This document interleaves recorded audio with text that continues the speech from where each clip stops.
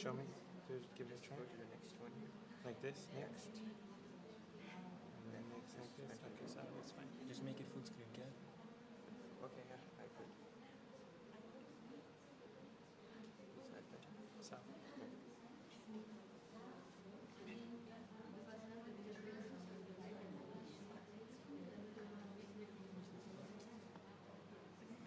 case you want to walk around. Just in case, eh? In case you want to walk around. Yeah. No, that's okay.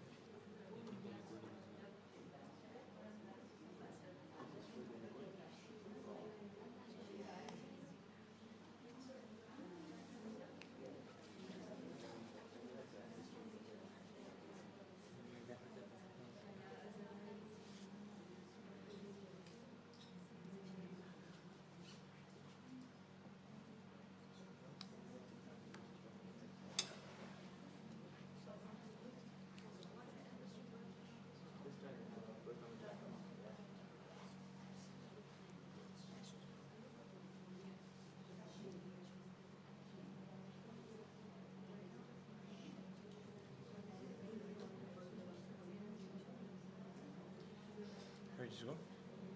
Can I start?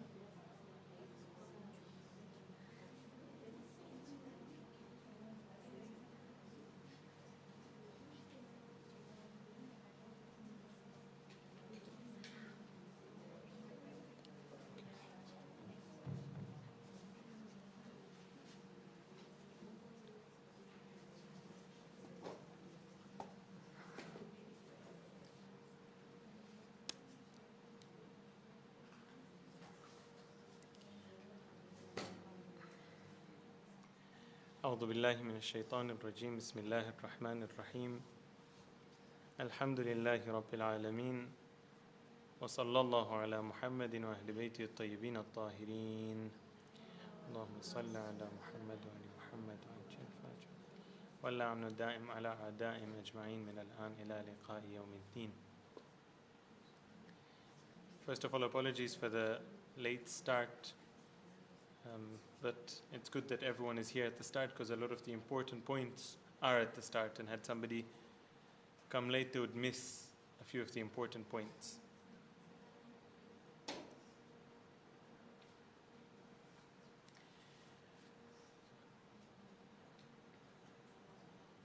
What do we want to speak about today? What's the topic? So let me briefly explain what the discussion is going to be about today, and the main ideas I want to discuss, and if there's any suggestions or any more ideas that you feel should be discussed, it would be great to hear them. If I want to give you a background as a story, as a sort of to close your eyes for a few seconds to picture something, this is how I would say it. See, marriage, whenever we want to solve a society, whenever we want to see that what are the issues of a society, and we want to pinpoint where to begin, it becomes a bit like the chicken and the egg story. You see somebody tell you that you have to start with child upbringing. And then you say that, okay, let's work on child upbringing. Who do we train? The parents. Okay, let's work on the parents. But the parents themselves don't have the skills to do the child upbringing. But they should have been brought up in a way that they have the skills to do the upbringing properly. But they weren't given that because their parents didn't have the information of child upbringing either. And it becomes a vicious cycle that we're never able to solve. The best way to solve this and the best way to take society forward and to lay the first brick properly is in marriage. But marriage is important, but the selection of who we get married to is even more important. A person can go to marriage classes time and again and become somebody that knows all of the instructions that Islam has, the principles Islam has on marriage. But until the selection isn't the right selection, they're not going to be able to succeed in the way that they want to. Of course, it'll help things. And I'm speaking to an audience today that have all made their own selection, so it's not a time for us to regret and look back at that. Of course, selection is extremely important, but once it's made, Islam has very strong instructions on how to take a marriage forward. But a lot of it lies in the selection itself. Now, what is happening nowadays, and this is a trend that we have to catch as parents, as people that are responsible for young people in today's age, is how this selection is happening. It's very important for us to be careful of how this selection is happening. What is exactly the process that's being followed today? And we can think of different ways it can be done, the selection. You can go back to a very traditional method where you are more familiar than I am, the arranged method, the arranged marriage, that it was suggested that this person and this person be married, and often very quickly marriages would happen. I've heard many stories of marriages happening in a wedding. So in a wedding, somebody sees another, and the marriage said, "Oh, you're similar age. Oh, you're also looking? Fine, let's go ahead with this." And I've heard even funny stories that they even group traveled to a certain place. A marriage is happening. There's a guy of marriageable age, another koi dekhai jai, and they don't even have the clothes for this person, because marriage, wedding, you have to be dressed up. They borrow clothes for the wedding, and this is how quickly couples were formed. This is one method. You can also find the method that I would assume got popular when Indian movies became popular in our culture, in our communities, where marriages were seen to be like the Indian movies and people had to fall in love with each other. And I'm sure you can also remember a time where that was prevalent, or at least very popular. You can also imagine marriages that are happening in today's age and are becoming more and more popular, which you can term as internet, or better yet, social media, or even better, Instagram marriages. This is something that's extremely popular today.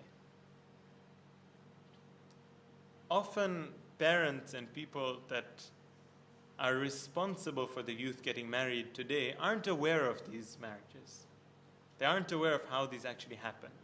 So a lot of what I want to speak about today is actually focused on that. It's focused on Instagram marriages.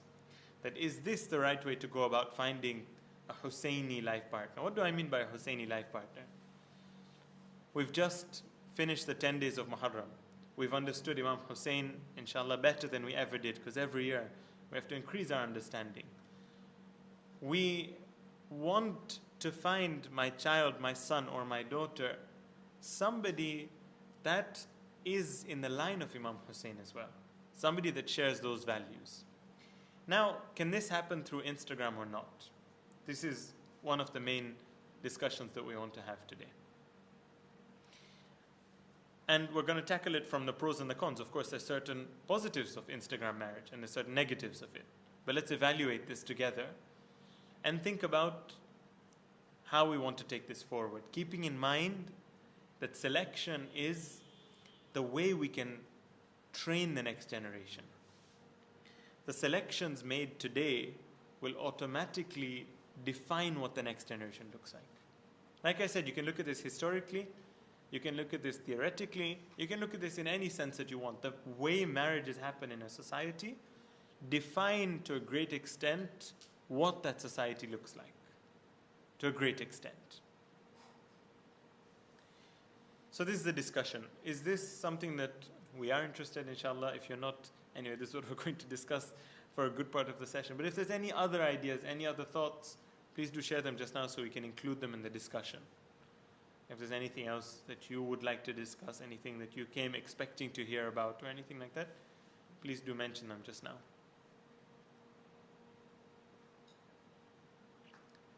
I can't see all the sisters at the back, but I'm sure that they can, so I'm not going to, if you allow, I'm not going to stand up because the setup is over here. It's easier to sit down and talk, so I'm hoping that everyone can see, inshallah. Any ideas, any suggestions, any thoughts? Maybe even to mention whether you think this topic is a taboo, is it not a taboo? Is it an issue that we're facing? Is it common?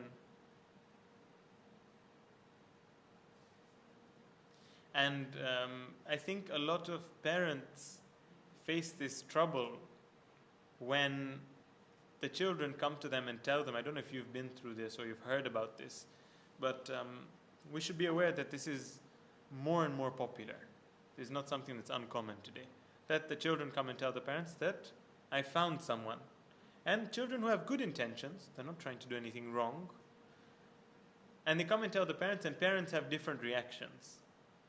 But a lot of parents have the reaction that if you're sure they're the right person, go ahead. A lot of parents also have the reaction that no, whoever that person is, that's not the way forward. But it's a challenge that parents face.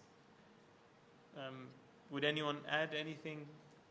Would you support that this is prevalent? Would you see that this is something that is an issue today?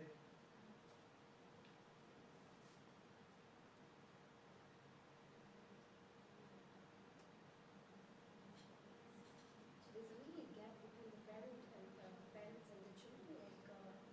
Parents, they have a different idea of what type of daughter-in-law or son-in-law, and children have a different idea. So sometimes when the communication between the parent and the children is strong. Awesome. So that's one of the challenges that we can face, that the parents want a certain type of daughter-in-law or son-in-law, but the son or daughter wants another type. So that's a common conflict, and how to deal with that, that's a very relevant question. We can discuss that, inshallah. Let me ask it like this. If you can raise your hands, and you can, a show of hands. Do we feel that this is becoming prevalent in today's society, such marriages? So if yes, then can you please show your hands so that we get an idea of the... Okay. So we do feel that to a certain extent, at least some people do feel to a certain extent that this is becoming prevalent. From my exposure to the brothers and sisters in Dar Islam Jamaat, amongst other Jamaats, this is extremely popular. And from the best of brothers and sisters I've been hearing this. So this is something that I think we really need to be aware of.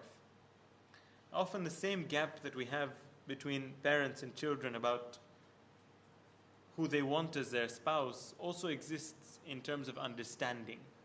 We often wouldn't be aware to the extent of what our children are facing and what our children are going through on a daily basis. But I can tell you this, that it's extremely, extremely common nowadays with very good boys and girls to be in contact with somebody on Instagram, or it's mainly Instagram, to find the right person. A lot of them want to really find the right person. It's not just a matter of chatting. Anyway, let's move on. That was just sort of the prelude, so you know what we're expecting in today's session. I want to run you through a little bit about Islam's overview on marriage. I also want to speak a little bit about the right age for marriage, because that's something that a lot of people have questions about with their children. And then the brief system that Islam presents when it comes to spouse selection and the issues with other systems. So this is sort of the process that we're going to follow today, the steps that we're going to follow in the discussion today.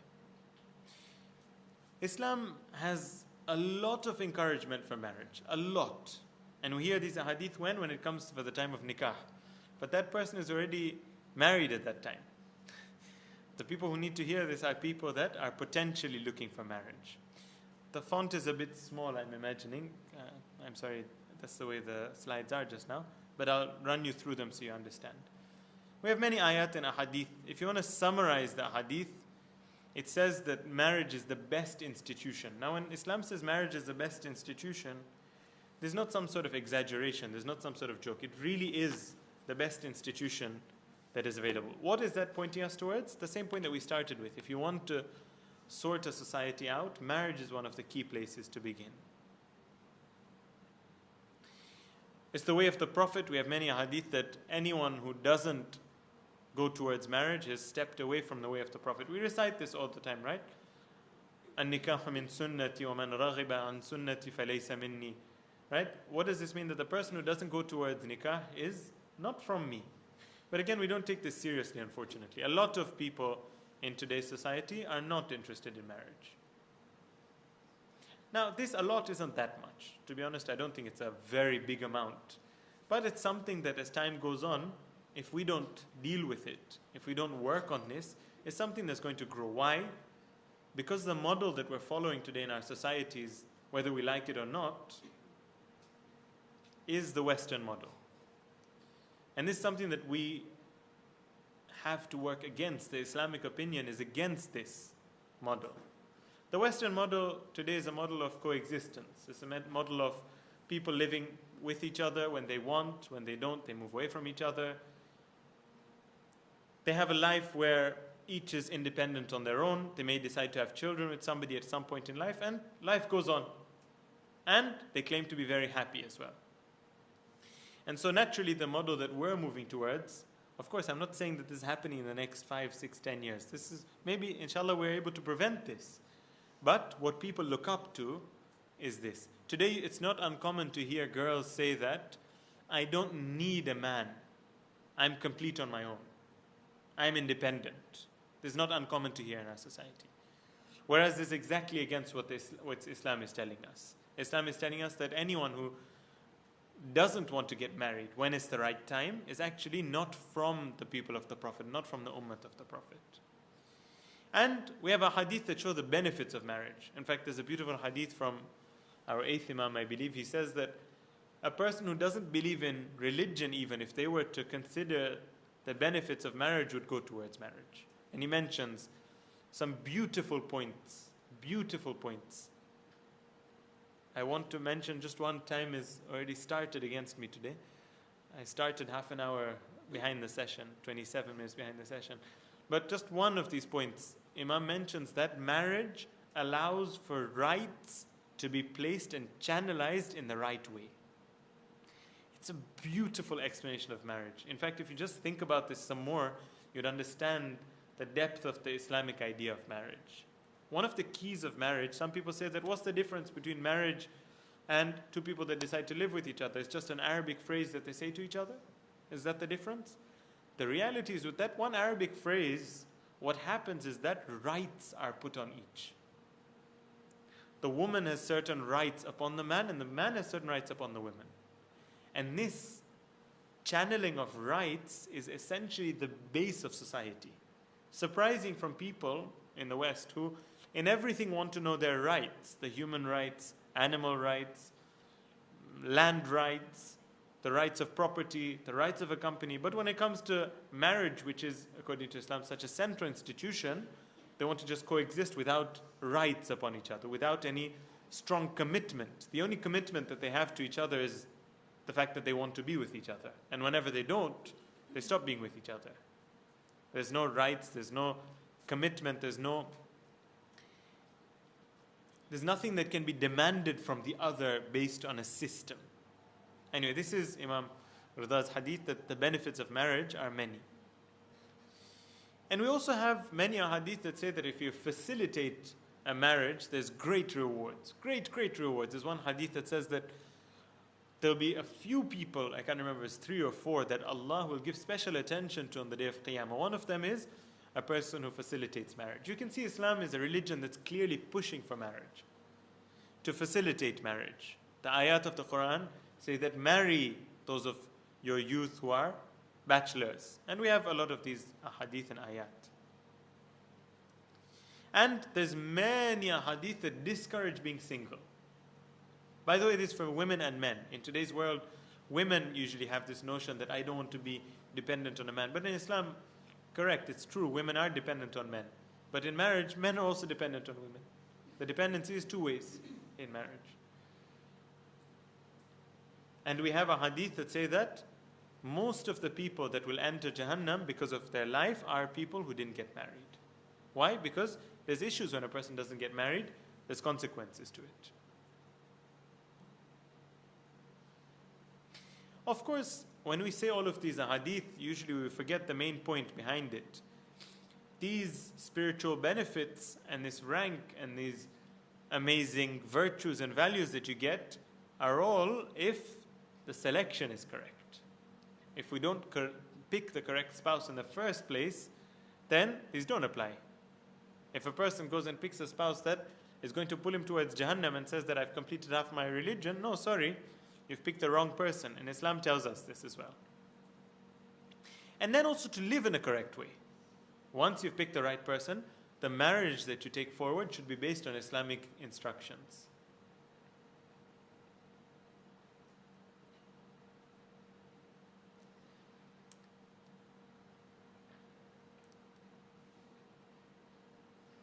See, when it comes to selecting a spouse, unfortunately, even if you look at the old tradition, those arranged marriage, you come to love marriage that was slightly later, or any other system that's prevalent just now, unfortunately, the key element that's missing is the word selection.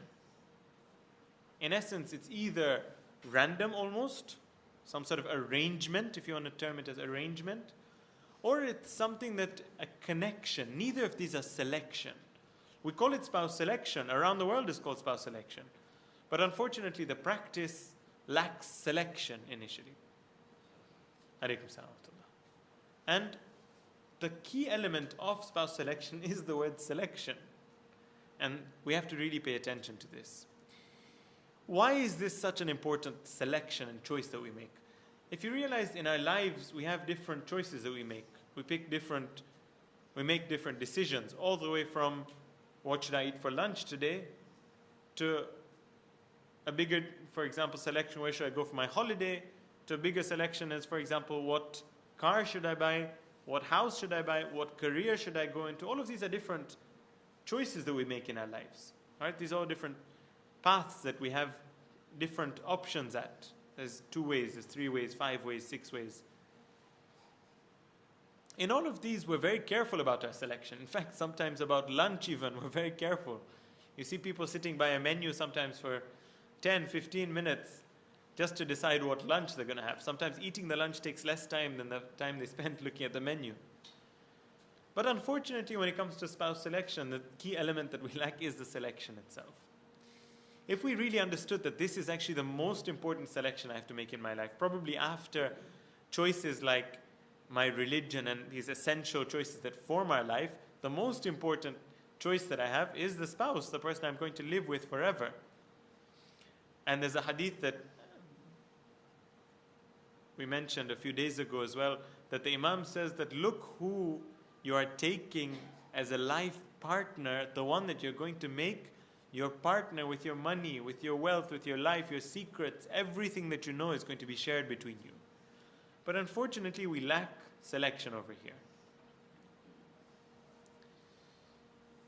Another perspective to give over here that's a very important perspective is you're not just picking your life partner, you're actually picking somebody that's going to be a parent to your children.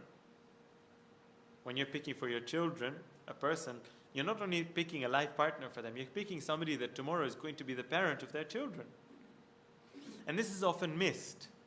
You find children that come and say that, oh mom, for example, or dad, I found this person and they're good and I want to go ahead with them. And you ask some questions, you find out that this person isn't the right person. Often their answer is that no, we'll sort things out. First of all, that's an incorrect answer and we'll speak about that. But a question to pose over here is that would such a person make a suitable father or mother for your children? Sometimes this person has become attached to a person. They've become connected with a person. The affection, the feelings are there. And they now feel for this person. And they've become, by the way, I had a session with the sisters today, the DS sisters. There must have been about 40 to 50 of them about the same topic, to get their ideas. And you'd be maybe shocked or not to know that they all see it as an extremely prevalent issue. And alhamdulillah, the discussion between themselves went in the direction that they themselves understood the flaws in the current way of seeking a spouse. But one of the very common things, one of the sisters very she put it across very well. She said, love is blind. And that's the reality, that when you fall in love with a person, when the affection and the feelings are there, they're blinded to that person's faults. A good way to wake them up is this person a suitable father or mother for your children? And often that's when a person starts to begin to realize how important this decision is, how central this decision is. And you hear this question, I'm sure you have this question. Unfortunately, I've not got the chance to have a question yet. I'd love if you do have questions, please do mention them at any point to make the session more interactive and interesting as well. But a common question is that, but what did he do wrong? And this question came up with the sisters today as well. We found somebody, yes, he's not the best person, but what did he do wrong? Doesn't he deserve a good chance to be a good person too?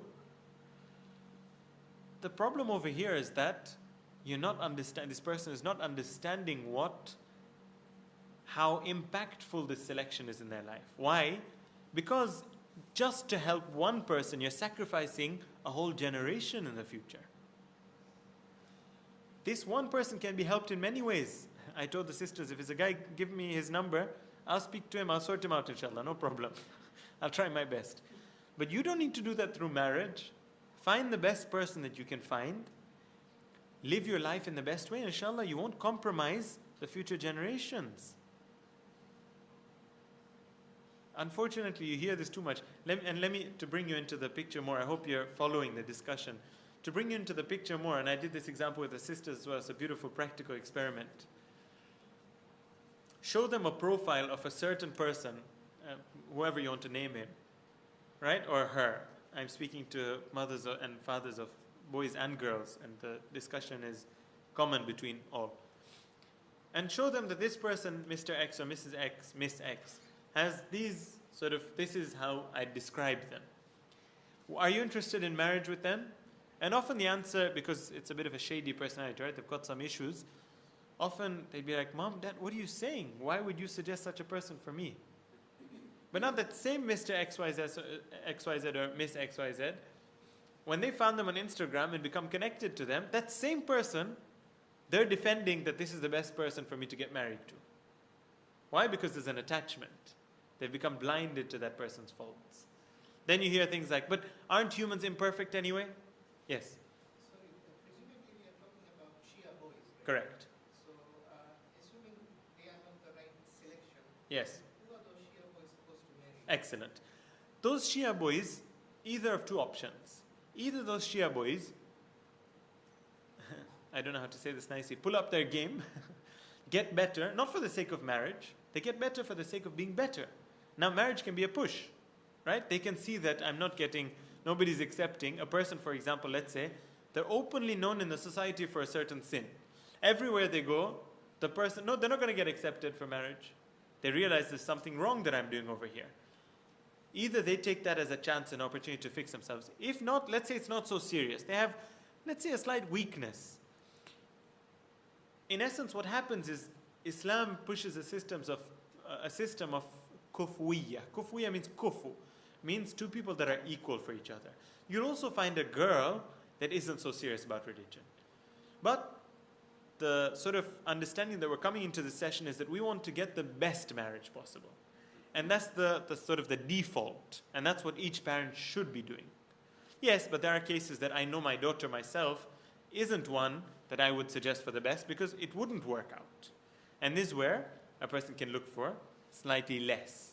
So it's better for two people who are lost to get married rather than one being wise and the other being lost. I'd rephrase lost and agree fully. Lost, we want them to be found. So if they have an issue of being lost, like I said with the girls, get them in contact with me, I'll try and speak to them, sort them out. If it's a girl, we can try and sort her out and find her way. But certain people have made that life choice that they don't want to be all the way up there. This should be a common decision between the two. The Islamic values in their life should be common. But, like I said, the default system is that everyone goes for the best. And you try and improve yourself, bring yourself up to the best. Why am I any less? Right? What do I have less? Let me try and be the best that I can. And obviously we have to be realistic. I'm not looking for somebody that, has been praying namaz shab since they were 3 years old. Right? That's not realistic. Or even praying namaz shab on a daily basis. But when you come to the criteria, we'll speak about the basics. These basics need to be covered. Islam has a beautiful, and we'll phrase this at the end, inshallah, if we get to the end, way of putting marriage across. Be precise, but not picky. Be particular, but not a pain. Some parents become a pain when it comes to marriage. They say no to everything and everything. No, in fact, Islam is a religion that when it comes to marriage, promotes being easygoing, but particular on certain traits. When is one ready for marriage? Because this is not our discussion. I'll pass this a little fast and move on to our main discussion, because this is a common question that parents have. I thought I'd just touch upon it quickly, because increasingly, although to an extent increasingly, you'll find young boys want to get married at a young age. If you have good communication with your child, you'll often find that this is due to an underlying issue. And that's probably that he's found a girl and he's chatting with her and discussing with her, and now he wants to make things official. So it's actually not that they want to get married. Apparently it's something that's becoming more common in society, that boys come to their parents at 18 and 19 and say, Maulana said that if I'm in danger of falling into sin, then it's wajib upon me to marry, so you have to marry me off, and I'm only 18, I don't have any financial ability, I don't have responsibility, I don't have maturity, but now you have to marry me off. Often if you find out, you go a little deeper into that issue, you'll find that often, not all the time, it stems from the fact that they've found somebody themselves and they don't want to be doing something wrong. So now they want to make that Islamic. The solution to this is not to rush into that case, to slow things down, and as we'll conclude later, to sometimes even not agree. We'll speak about this. I want to build up to it. When is one ready for marriage? We should know that late marriage has issues. You're more likely to fall into sins.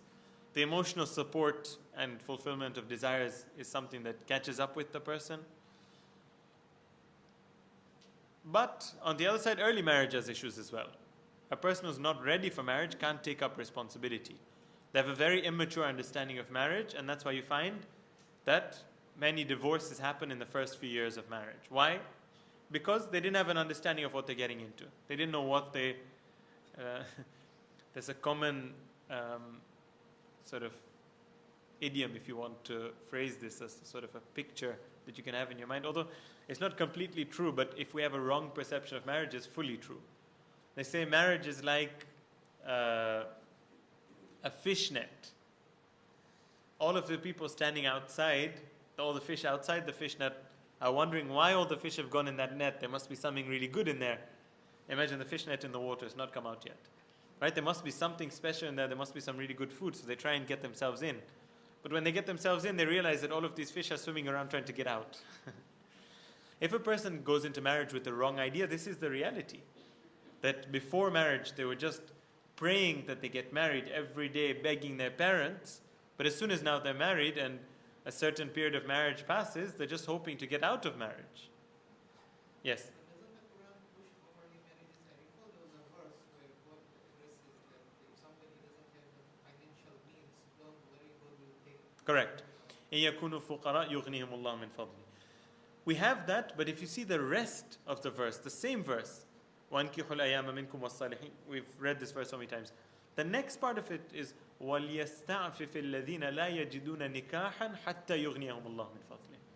That the people that don't have a suitable marriage and don't have a suitable partner, and if you want to make it more broad, the situation and the sort of requirements for marriage aren't ready, they should have وَلْيَسْتَعْفِفْ, they should have iffah, they should be chaste. They should be in a way that they control their desires. So both of them are there. If marriage, that's why I said early marriage is wrong, late marriage is wrong.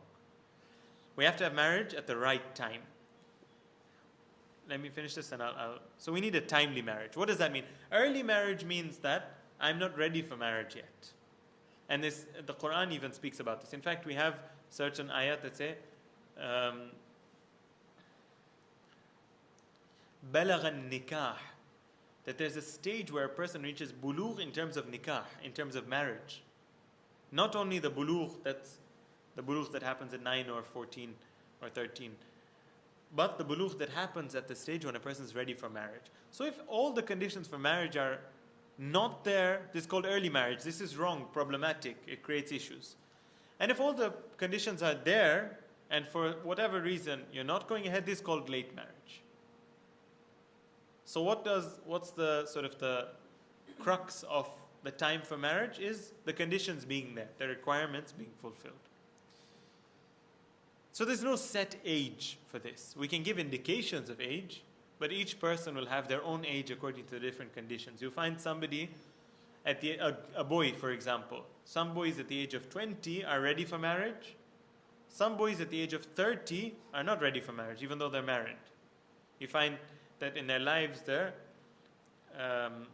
18-year-old or 16-year-old or even 14-year-old boys in the body of a 30-year-old, whereas their lives are the life of a 14, 15. I just spoke to somebody today, a boy that is of marriageable age, but when you ask the family to describe this boy, he's not ready to go to work, he's not ready to take up any commitments, he's not ready to do anything.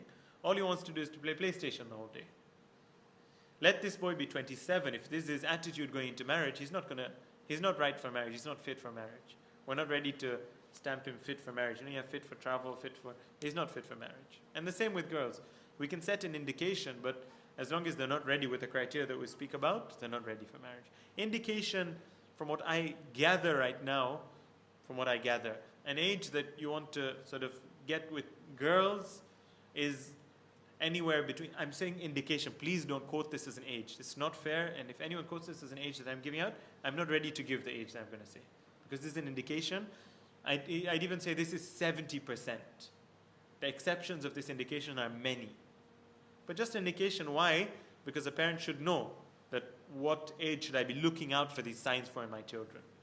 In girls in today's society, from what I gather, an indication, can anyone suggest an age? I'd like if it comes from you first. So alhamdulillah, I was going to say 21. 21 is an age that for girls is sort of an indication of a good age for marriage. Indication, please don't get me wrong. There are people that if they don't get married at 18 are doing a sin. And they're doing injustice. And there are people that at 23, if they get married, they're not fit for marriage. But 21, I think, is a good indication. I'd even say 20, 21 for girls. For boys, what would our indication be? 25, 24. What else do we have? I'd say 23, 24. 23, 24. But I do accept very strongly that this age is going up. The age of maturity, unfortunately, we're becoming weaker in our age of maturity. Boys are not mature. You know, I'd like to say 21 for boys, 22 for boys, but unfortunately in today's world, 23, 24 is more realistic, and I wouldn't be very surprised if somebody said it's actually 25 and 26 and getting later. So this, when you said that in today's world this is happening, so do you think that parents are responsible to that age, like we can as well train, like the way we say, really want you to go for to a uni to do this course, we put in their minds that. The same way we can even say The training for this can't be like that. no, not in that way, like from not childhood, but when they reach at a certain age and they have this notion about getting married and these things, because it's the parents. See, the training can't be up here. You'll see why in the next, when I explain. There's one part of the training that's up here, the mentality. Fine, we can fix that. But if the mentality is there, but the maturity isn't there, this is a big mess. So we have to, the actual way to train our children to be ready for marriage early is by the correct upbringing. And you'll find, I've seen this myself, families that do have the correct upbringing, I've seen girls that are ready for marriage today in Dar Islam, alive right now, at 16 ready for marriage. I've seen them. The way their parents describe the girl and how she is and her mannerisms. And that's something that's Islamically something that isn't abnormal at all. But something that's unimaginable for most of us today. Because you look at 16-year-olds, they're kids. But if the correct upbringing happens at 16, there's a high level of maturity in the girl. And that would help us understand why marriage was done so early previously, and people are very happy and successful marriages. Anyway, so maturity is something that's ingrained from a young age. You can't just put the idea across in the mind. That's not the whole picture, but it's a part of it.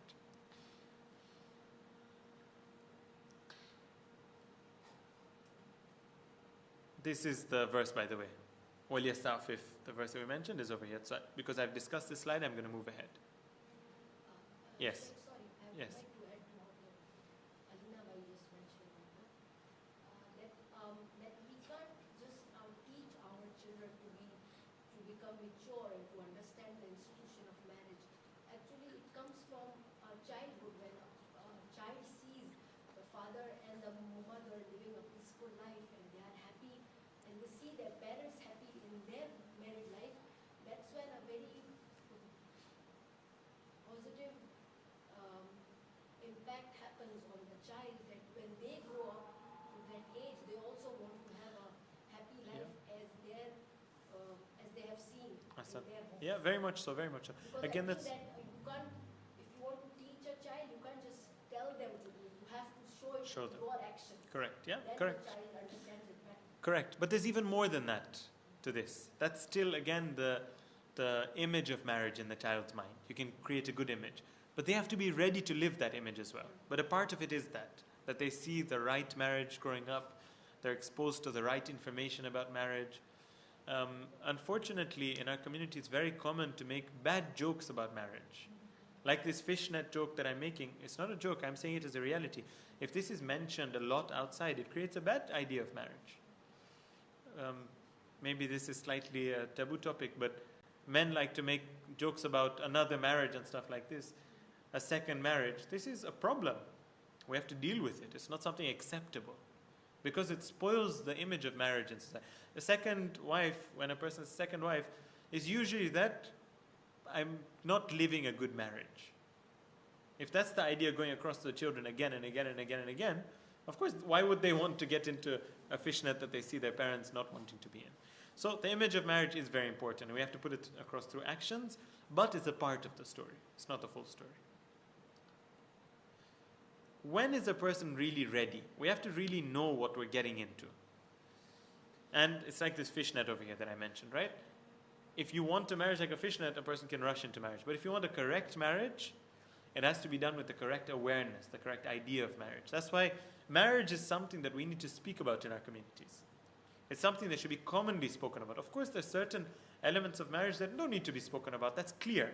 And if anyone speaks about those, they're doing the wrong thing.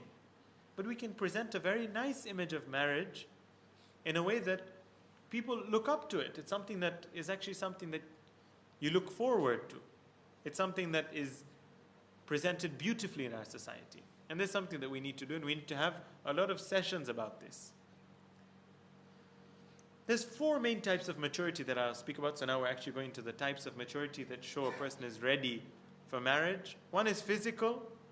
Of course, a person should be baligh, not have major physical issues. Now these are clear. I mean, there's no need to discuss this further.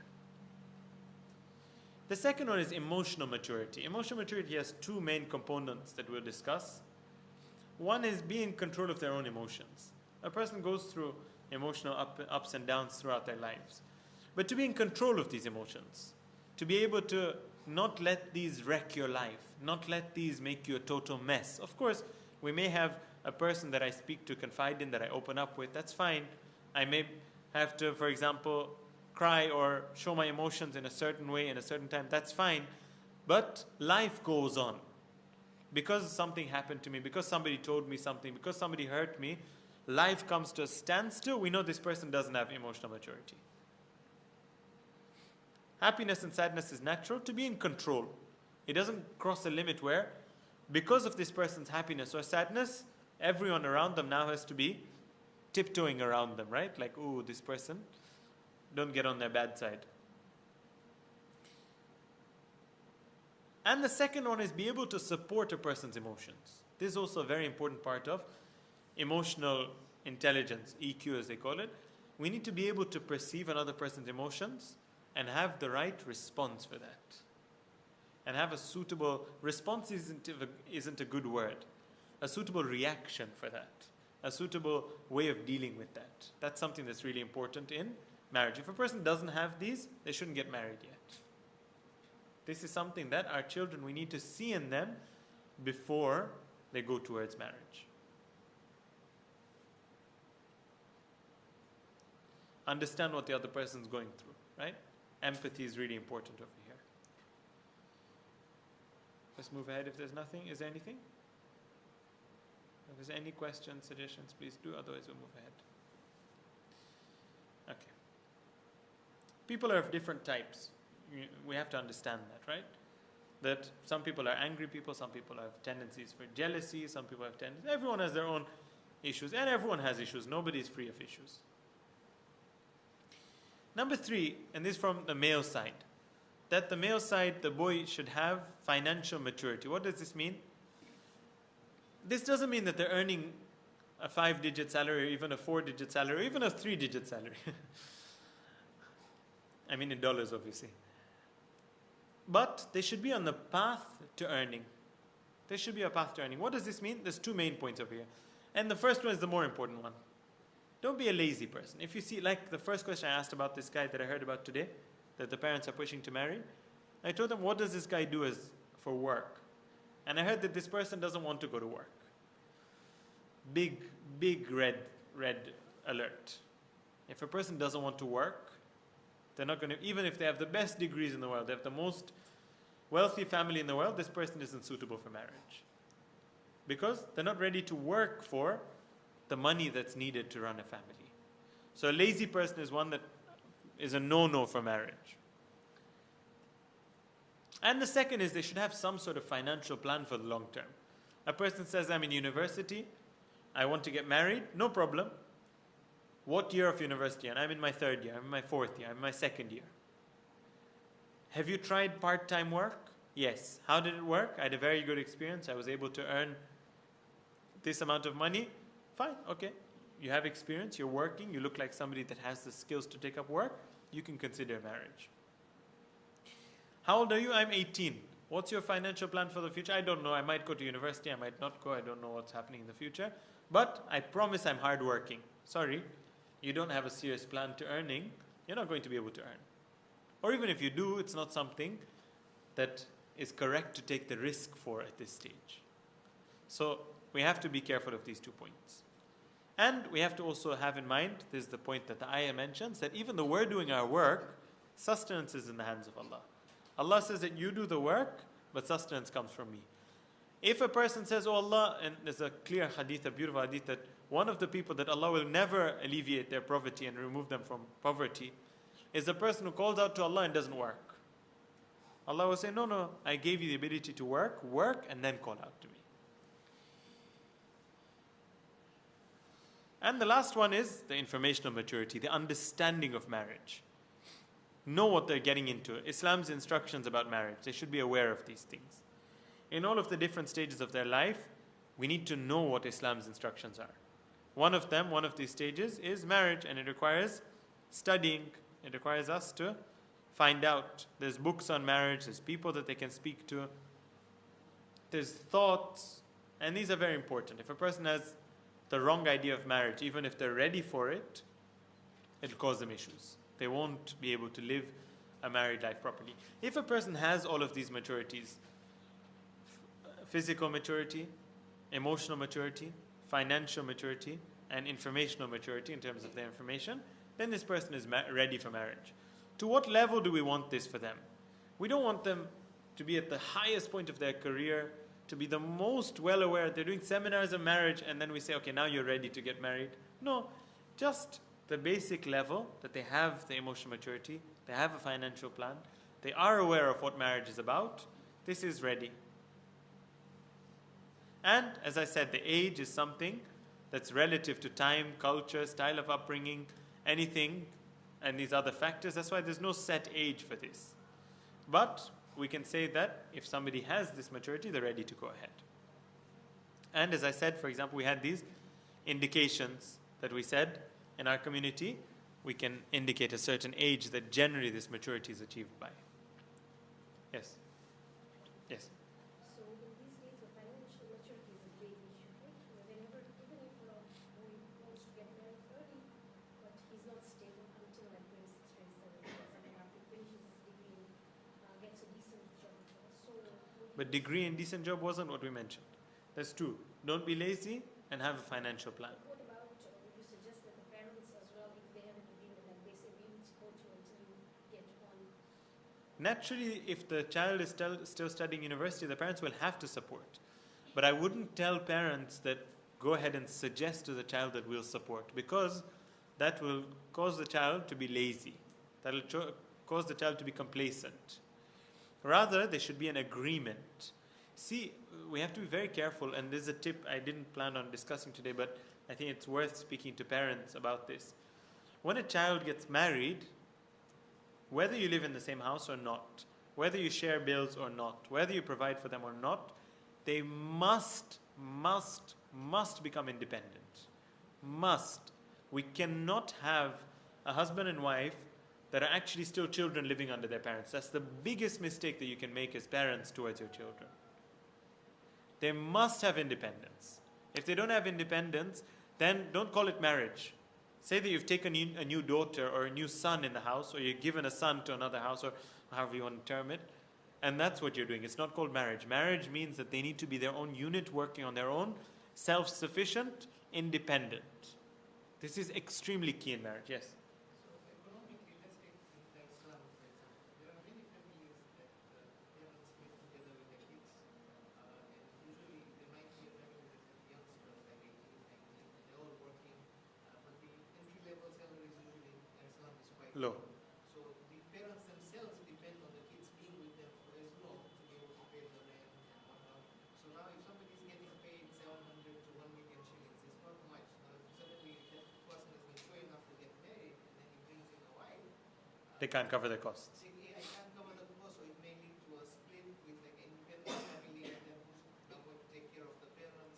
So there are a lot of other dynamics at work that prevent that boy getting the blessings of the parents. 100%. 100%. So with regards to the system, and then we'll come to the parents' support as well. With regards to the system, what needs to happen, even if the children are going to depend on the parents for a little while, it needs to have a plan. In fact, if it can be done as a loan, if it can be done as some system like this, that would be even something better. That there needs to be some sort of plan for it. There needs to be some sort of idea for it. There needs to be some sort of agreement that's set out. Why? An agreement says that you're a unit, we're a unit. There's independence over here. This is very important. Even if the children are dependent on the parents for a long time, it needs to be done as a plan. It needs to be done as an agreement to keep that independence. When it comes to the other dynamics of financial stability and maturity being necessary, these are considerations that need to be made.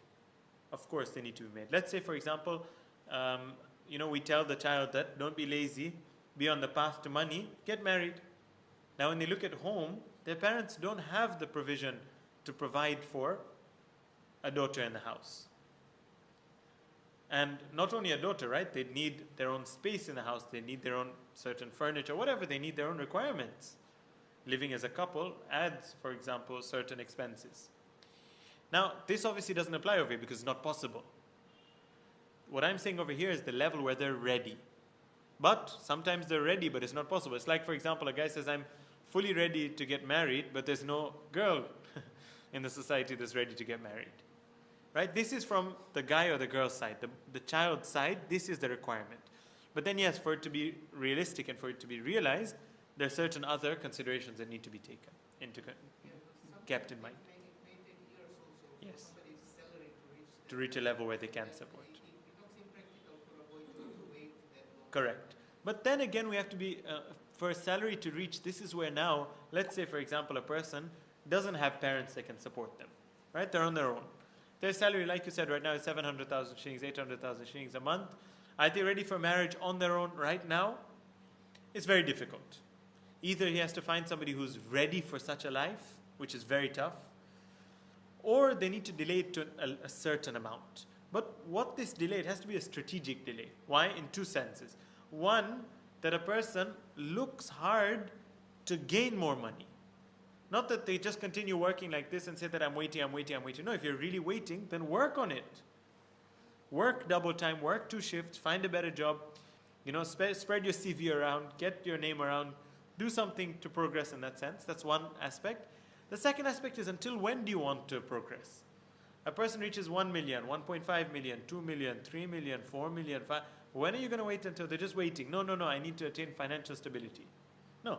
You reach 1.5 million, there's a certain level that now you can live in a basic house. You can rent a house for 700,000, 800,000, a basic house. You can provide for yourself the basics. Go ahead, get married now.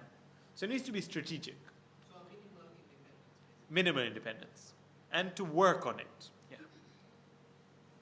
Anything else before? Yes? Can I add, because there are certain boys who are ready, okay? Correct. They're not financially ready, but ready otherwise, mature. But then there are girls who are ready also to support, because they are also, so they can also look into that, where the girl also can earn and bring home. Correct. So the girl supporting the house and the guy supporting the house together, Understand? this is a possibility as well. But it needs to be done very carefully. There's cultural boundaries that we have over here that maybe we can work over time, but they exist today, which we have to be careful of. And there's some Islamic considerations. The cultural considerations are things that I'll mention, but I hope that we can work around these one day. But today, for example, this cultural consideration is there that a boy should not take any help from his in-laws financially. But it happens at times that the boy's family is not well-to-do. He's not earning too much, but the in-laws family have the ability. Now, there's a cultural consideration that we have. Today, if you go and take it from the in-law side, it's seen as a weakness. Garjamai. Right? And other terms that you may get. Now, this exists today. We have to see it's a reality. Can we work around this? Yes, in the future, maybe the next generation and the next, we can work around this. That's one consideration.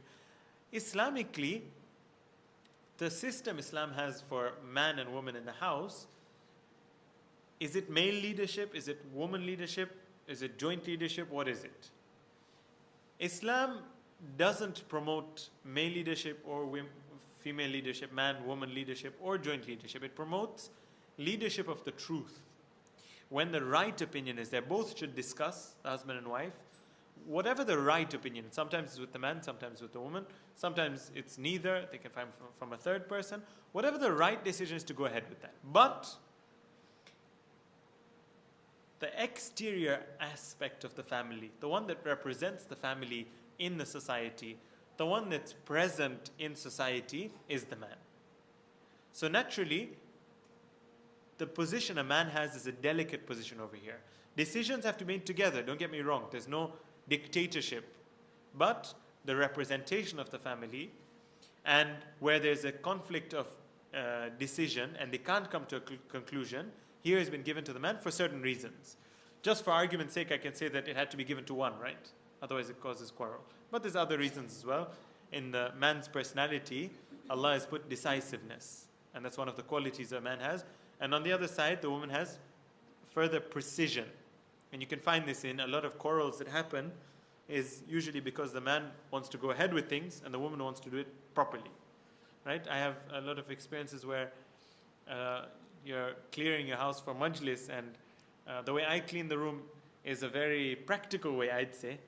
But the way that I clear the room is also considered a way that is not cleaning the room. Right? There's a natural differences there, and that's why leadership has been given in this aspect only, the exterior part, to a man. Now, if the man is openly dependent on his wife, this compromises this position.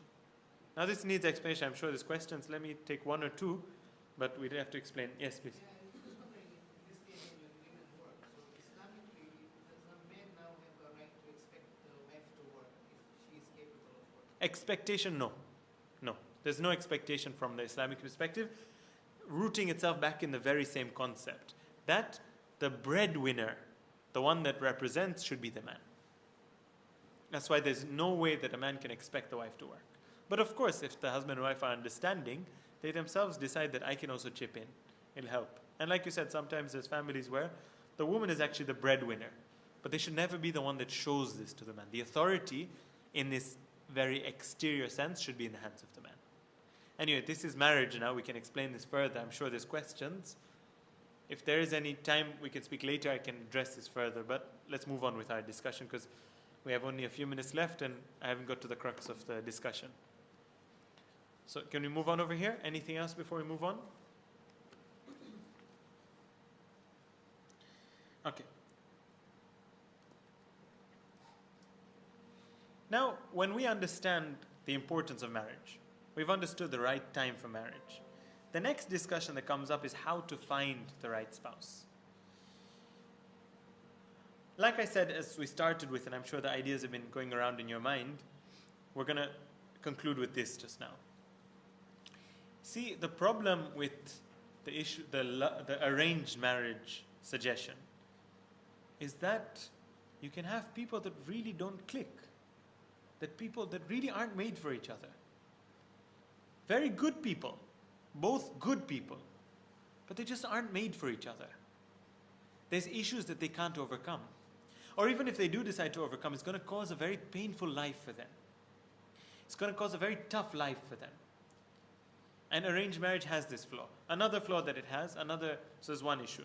That you can have people that aren't correct for each other, even if they're good people. That's one thing. The second issue arranged marriage has is that it lacks, and this is very important, it lacks answerability. When a person is put into a marriage by someone else, at any stage in their marriage, they don't feel responsible for this marriage because somebody else threw them in. They say that whenever they feel that, why did I get myself into this marriage? No, I didn't, they did. And you know the most important thing in marriage is responsibility. A person, a husband and wife that are not compatible for each other, if they both are responsible in making their marriage work, will make it work. And a husband and wife that are both very compatible for each other but don't have responsibility about making the marriage work, the marriage won't work out. The willingness from both sides to make it work is the key element. And unfortunately, the main thing arranged marriages lack is this. Now you may ask a question over here, you're not asking, so I'll ask it. All these arranged marriages that worked, very happy lifestyles, there's two answers over here. One answer is that times were different. This sense of responsibility and answerability was ingrained if you go back 30, 40, 50 years and more. A wife felt responsible for their house in a way that we can't understand today. Maybe some of us here may be able to, but there was a sense of commitment that was ingrained. And just the fact that you were put together with another person, you decided that we're going to make this work.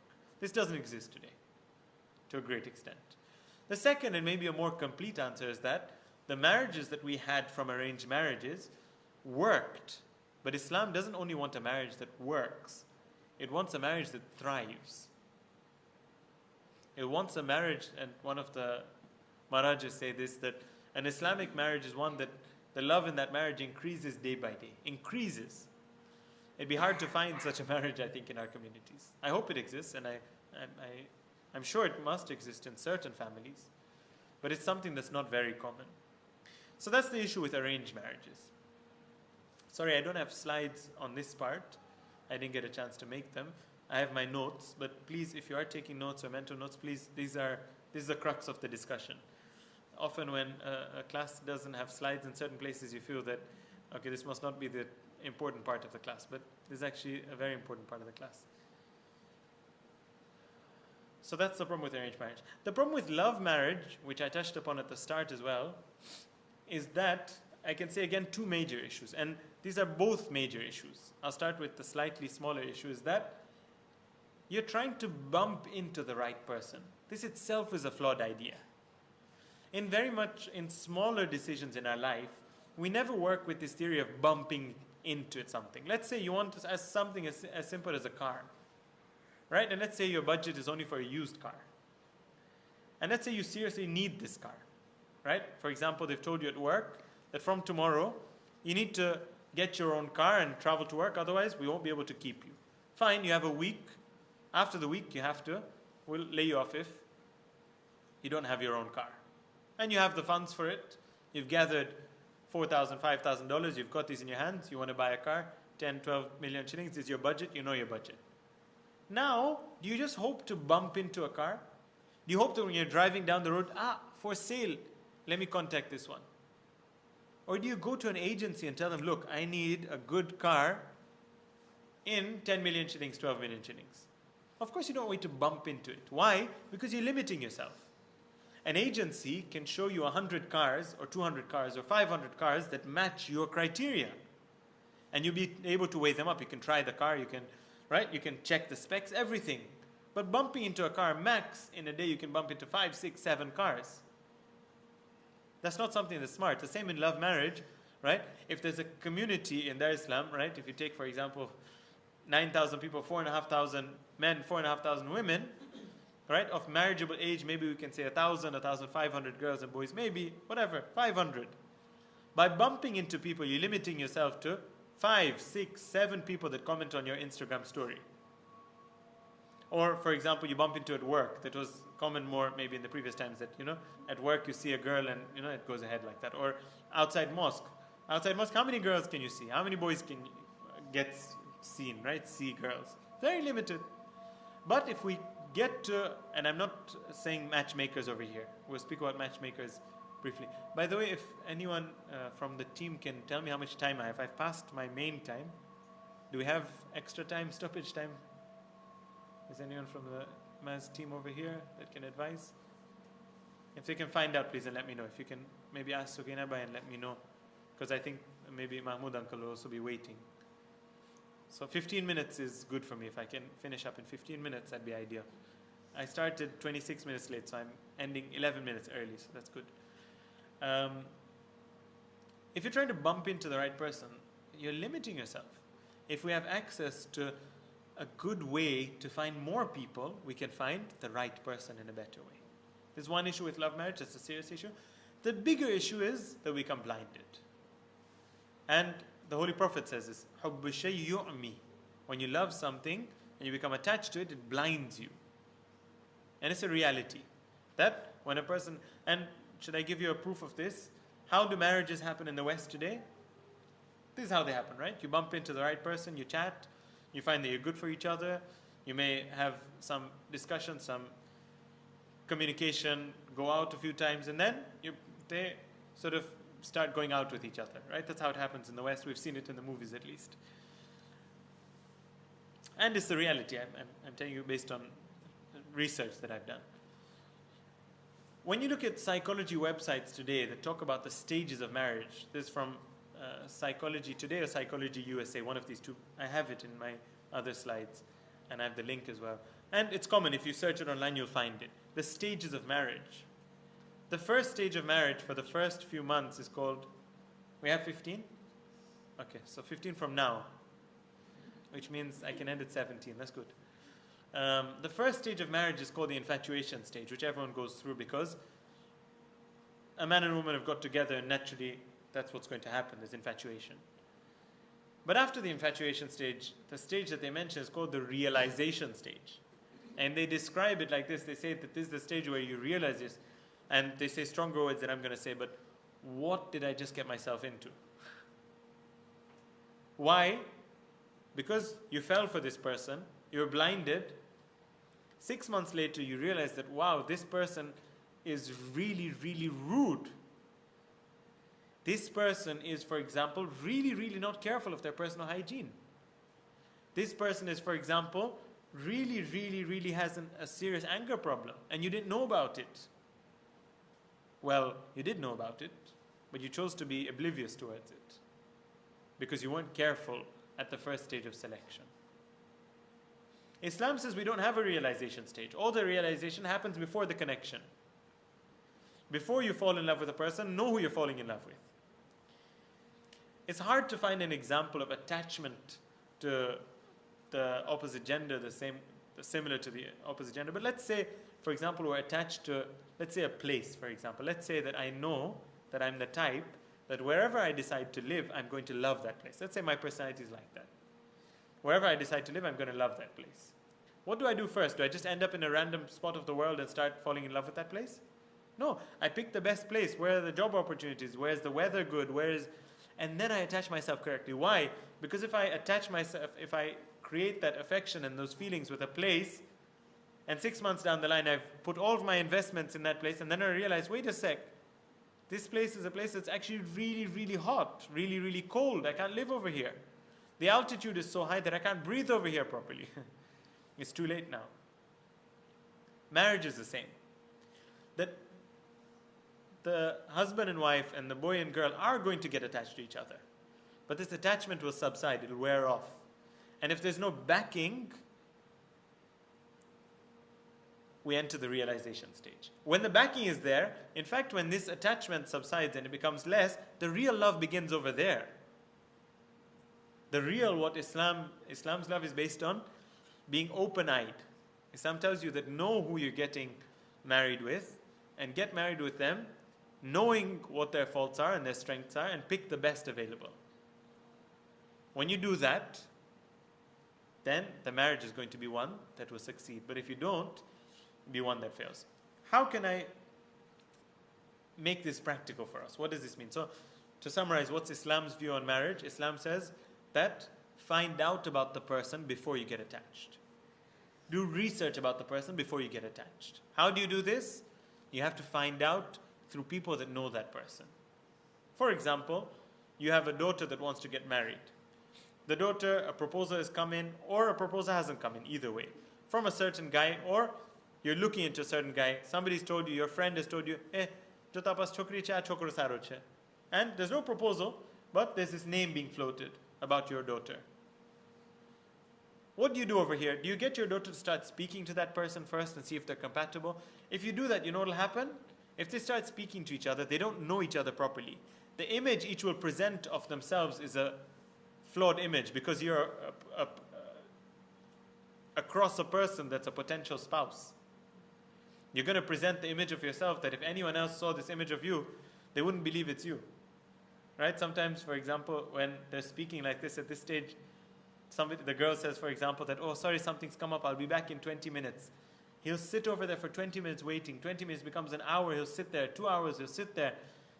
And later he tells his friends that, she said 20 minutes, I sat for 2 hours waiting. And then she came and said, I'm so sorry, I'm late. And he said, no, that's fine. It's totally understandable. The friends say, Baba, last time I told you 1 minute I'm going. He said, get lost, who are you? Right? What happens over here? You're trying to present the best version of yourself that's not the real version of yourself. So people who say that we want to have a love marriage, we want to find my spouse because I want to see who that person really is, we have to tell them that, our children, that the version of them that you'll see is a masked version. That's not the real version of that person. And even when the mask slowly starts coming out, now you're attached. You're connected with that person. The affection is built. The affection itself is a double layer mask. It paints, as one of the ulama was saying, it's a beautiful image that when we're looking to get married, we're actually creating an image in our mind of that person that's not a real image. And we keep building that image further and further based on what I want that person to be like.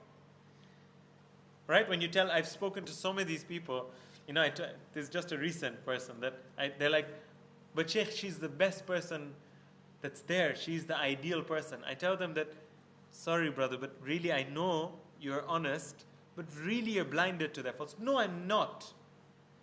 Sheikh, I'm being honest. I really, really have spoken to her. I know her. And she is the right person. And what are you going to tell this person? You really can't tell him anything. A few minutes later, you say that, why don't you tell, this is a real case, why don't you tell the person's mom? The person's mom is like the devil herself. So now your mother-in-law is going to be a big problem, but you're not ready to count that as the issues of that person? Another question I asked, how did you start speaking to this person? If they're really religious, they wouldn't want to speak to Namahan boys. No, I spoke to her, I'm the problem. But she accepted, right? No, Sheikh, I tricked her into it, I'm the problem. Justifying everything.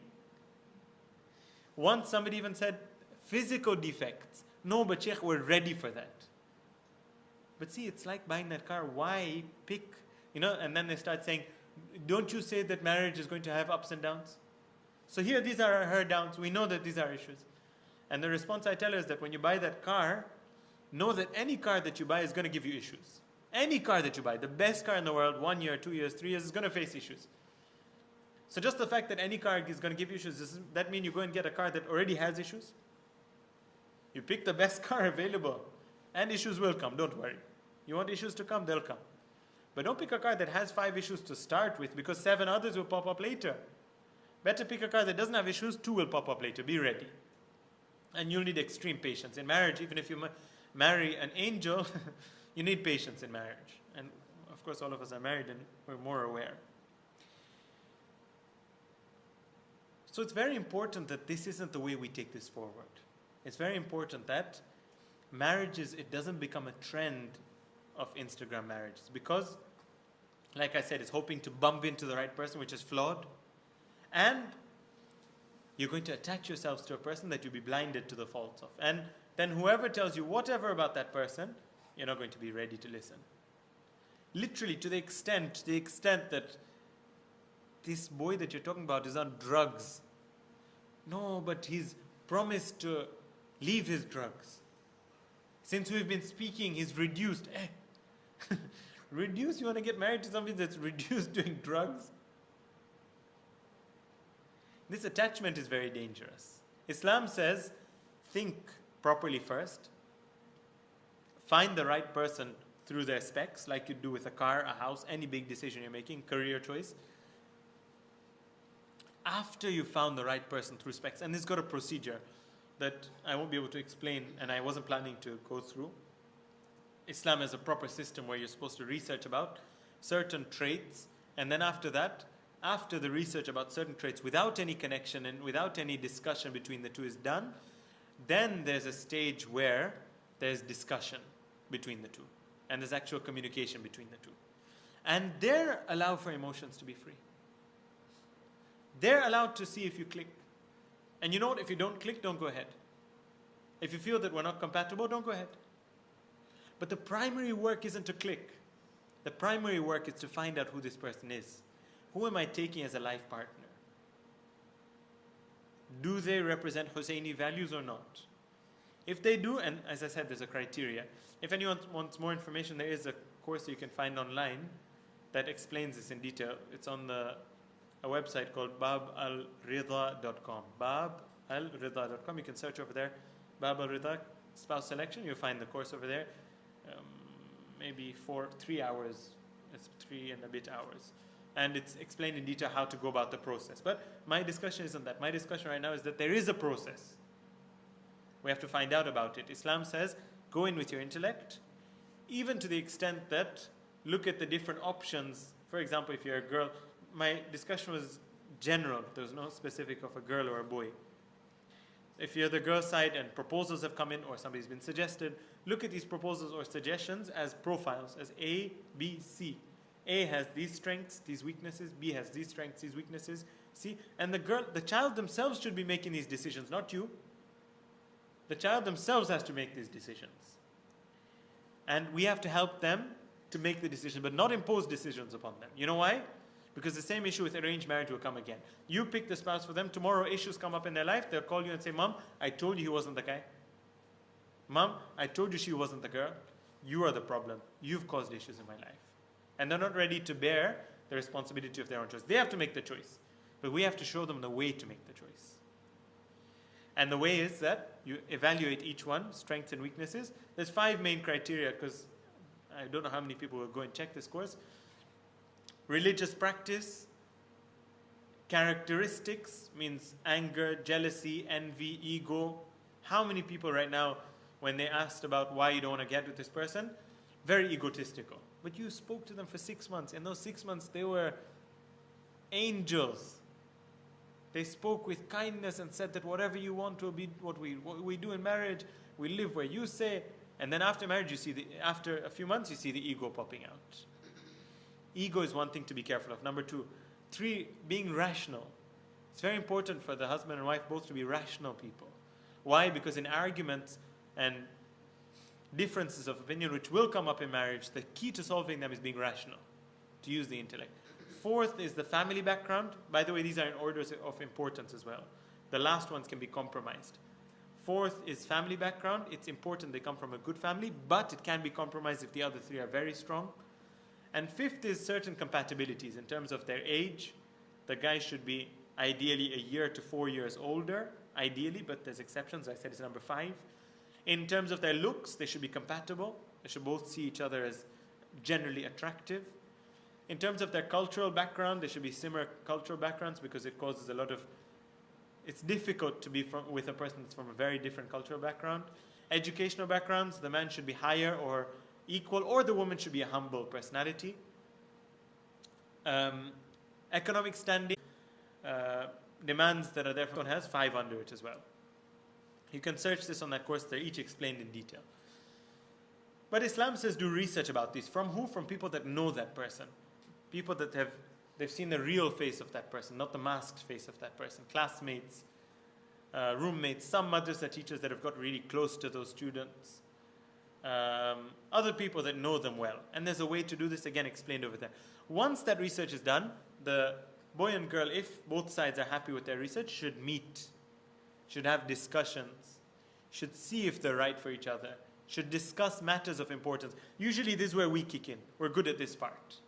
This is where we kick in. We put the guy and girl together. They speak about their family. They speak about where they want to live. They speak about where they want to have children. They speak about these things. These are good at this stage, after research. Here, even if the attachment is starting to form very slightly, if it's not intended, it's fine. I know I'm speaking fast. I have 1 minute left. And I want to summarize all the points. If it's not intended, the attachment, if it happens slowly over here, it's fine. But this communication needs to be cut off when they're positive that they're right for each other. And then they can get engaged. This communication before marriage, without reciting any mut'a or nikah, is fine because it's focused on the purpose of finding the spouse. This is used as an excuse. People discuss and speak to each other on Instagram, direct or WhatsApp for months and months and months under the pretext that we're trying to find the right person. There was one of these, I told him, Baba, you found the right person. How long have you been speaking? 6 months. What do you speak about every day? I mean, you've found out all her hobbies, everything. You know what kind of a person. You yourself claim that I can answer any question about her. Yes, I'm asking her about what she did today. Asking about what she did today, is that finding out about if she's suitable for marriage? No, but she has certain situations, she needs support. Support, that's finding out about marriage. Now you're becoming her, you're dating. Admit it or not, you're dating. So we have to be very careful of this. Last point that I want to put across is parents' involvement. Your parental involvement in finding a spouse. I hinted at this, I just want to summarize it. You should not make the decision, but you should not also be at a distance and not help your child out. You should have a connection with your child so they trust you and you help them on this path. That's why this session is for parents, because you're going to help them on this path. But please don't make the decision. And if their decision after thinking is different to your decision, let them go ahead with their decision. If it's after thinking and consideration. And the consequences you see are not too grave. Okay, I'll end over there. I didn't get a chance to summarize everything together. Actually, let me summarize everything together because of the importance of the discussion. Point number 1, marriage is really important in Islam if it's done correctly. Point number 2, marriage has to be done at the right time, not early, not late. Both have issues. Marriage at the right time means you have to be physically mature. Alhamdulillah, most are. You have to be emotionally mature, financially mature, and in terms of your information, you should be at a level where you know what marriage is about. The next discussion is how to find the right person. Arranged marriage has 2 major issues. 1, responsibility is not there. And what's the second? Somebody who took notes, remind me quickly. Times have changed, and what are the main words? What are the key words? Yeah, so before it would be able to make it work. I think that was the second point. It's fine. You look at your notes. That's the love one. So that's the love marriage. Anyway, it's fine. The main one, this is one enough, and arranged marriages are dying out anyway. We don't need to.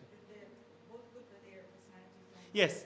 So the click doesn't happen necessarily. The click doesn't happen necessarily, and responsibility isn't there. The second one, love marriage. The issue with love marriage again are 2. 1, you're hoping to bump into the right person. That's not realistic. We don't work like that in our lives. And the second, more important one, the very, very crux important one, is the fact that you're blinded to the person's faults, and whether you like it or not, this happens. What does Islam suggest? Islam suggests to do good research about a person without any attachment. And let me give this example quickly. To the extent that if the girl or the boy says, look, this is a good person. And the mother says, no, but this one's better. The father says, no, this one's better. Because there's no attachment, she says, okay, yeah, show me. Is this better? Then let's go ahead with that one. Let's propose for that one. Let's accept that one. Because there's no sense of bias. But unfortunately, usually, when they've picked one and they want one, you show, no, this is the one. Because they're attached. So love marriage isn't correct. Islam says, do research, very objective. And then after that, let them meet properly, discuss properly on their own even. Let them even look at each other. That's fine. It's necessary. But this has to be limited. Whenever they have their decision, yes or no, that needs to be stopped over there. And things can go ahead from there. Who has to do the research? The boy and the girl or the parents? The boy and the girl through the medium of the parents if needed. The parents become a medium. But the boy and the girl have to be the project manager. The one who's running the project is the boy and the girl. Yes?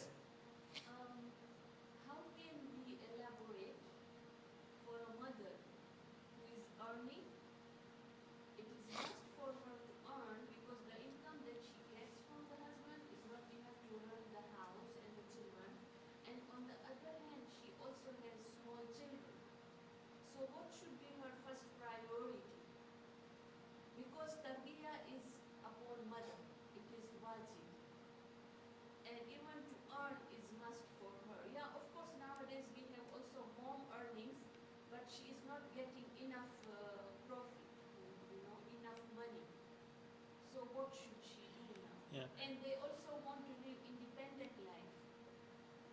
This is a married couple or a separated couple? No, Married couple. husband, wife with children. See, And both of them are earning, but they also have small children. this needs a lot of, such questions need a lot more detail to give a good, complete answer. Because such issues like, what is the lifestyle like? Sometimes the lifestyle is a problem. Let's say, for example, the earning isn't high, but if we improve our lifestyle or lower the lifestyle standards and not to keep the standards so high, we can achieve. But let's say the standards are also kept well. Over here, it becomes the responsibility of the mother to earn. Well, it's not an Islamic responsibility, but it's an obligation if you want the household to live on, obviously. And on the other side, tarbiyah. Why are we making it if, as in either of the two, or? Why is it this or this? Why not both together?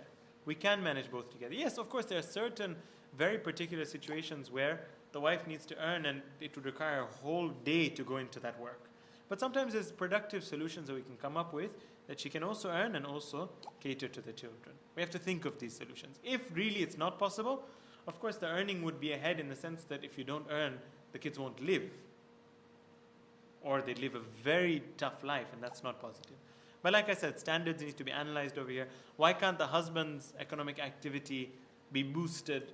There's ways to boost economic activity, if there's courses to be taken, if there's skills to be learned. All of these are, like I said, very particular questions that would need to be asked to be able to address this issue properly. So basically, children, for how many years they should be with their mothers? Until marriage, there is some sort of relation between the child and the parent in terms of the upbringing. After marriage, it becomes much lighter. Much lighter, it's almost just suggestive. But until marriage, there is some sort. Of course, it's different in each age.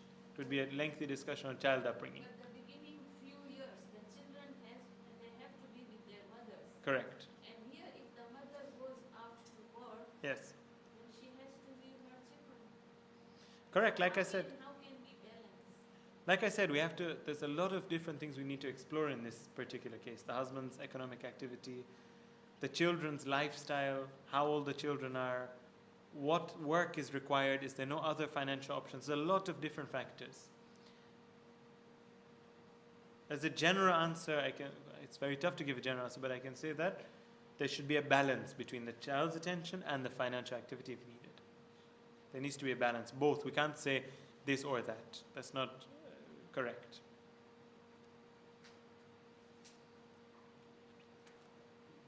Is there anything else? Okay, we'll end with a salawat. Allahumma salli ala Muhammad wa ali Muhammad wa ajil faraj.